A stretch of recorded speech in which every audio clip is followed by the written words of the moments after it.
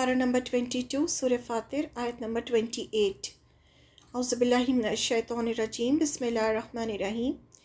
वमिनन नासी, और इंसानों में से, वद्दवाबी, और जानवरों, वल अनआमी, और मवेशियों में से, मुख्तलिफुन, मुख्तलिफ हैं, अल्वानुहु, रंग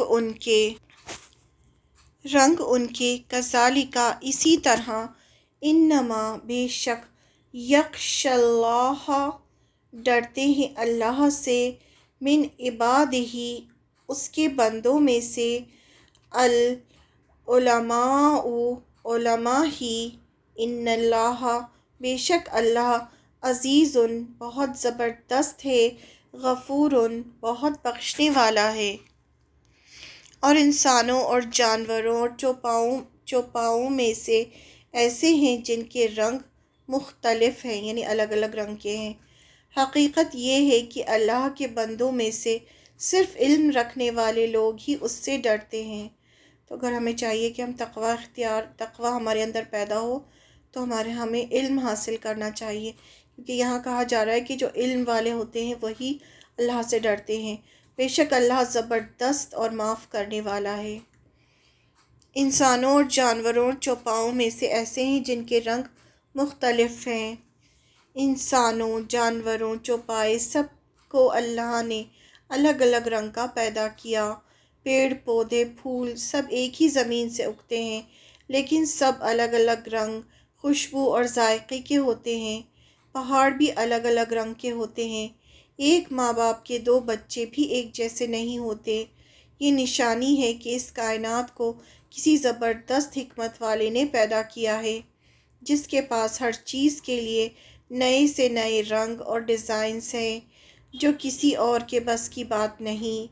कायनात की तख्लीक प्लान्ड है। ऐसे ही अल्लाह ताला ने नहीं बना दी कायनात, हर चीज़ प्लान करके बनाई है। वो बेस्ट प्लानर है।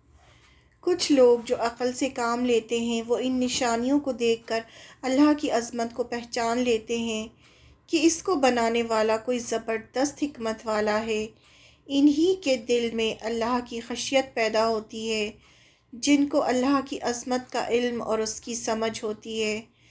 जो इस समझ और अक़ल से महरूम है, वो चाहे दुनिया की कितना भी इल्म हासिल रखते हुए भी कायनात की इन निशानियों की तह तक पहुँचने के बाद भी अल्लाह के वजूद, उसकी तौहीद और उसकी अज़मत तक नहीं पहुँचते। आप देखिए कितने सारे साइंटिस्ट होते हैं ना ऐसे, वो इन सब चीज़ों के बारे में पढ़ते हैं, उसके बारे में एक्सपेरिमेंट्स करते हैं, सब कुछ करते हैं, उसके बावजूद भी वो अल्लाह तक नहीं पहुँच पाते। तो ये अल्लाह की हिदायत है, अल्लाह ताला जिसको चाहे हिदायत दे दे। हकीकत ये है कि अल्लाह के बंदों में से सिर्फ़ इल्म रखने वाले ही उससे डरते हैं। यहाँ दुनिया के इल्म की बात नहीं हो रही। जिसको अल्लाह की ताकत कुदरत का इल्म नहीं होगा, वो उससे बेखौफ होकर नाफरमानी करेगा। लोग नाफरमानी क्यों करते हैं? क्योंकि अल्लाह का इल्म नहीं होता ना, उनको अल्लाह के बारे में पता नहीं होता, अल्लाह की अज़मत नहीं पता होती, अल्लाह क्या कर सकता है वो उन्हें पता नहीं होता, इसलिए वो बेखौफ होकर घूमते हैं, नाफरमानी करते हैं। जिसको उसके जलाल हिकमत का इल्म होगा, उसका एहसास होगा, वही उससे डरेगा। जिसके अंदर अल्लाह की मारिफत बढ़ती जाएगी, मारिफत यानी पहचान, जैसे जैसे अल्लाह की पहचान बढ़ती जाएगी इंसान को, जैसे जैसे इंसान कुरान पढ़ता जाता है, दीन का इल्म हासिल करता जाता है, अल्लाह की मारिफत बढ़ती जाती है, ईमान बढ़ता जाता है, उतनी ही उसके अंदर अल्लाह की अज़मत बैठती जाती है, उतना ही वो अल्लाह की नाफरमानी से बचता जाता है। ये मारिफत या पहचान सिर्फ़ इल्म से बढ़ सकती है, और वो भी कुरान के इल्म से।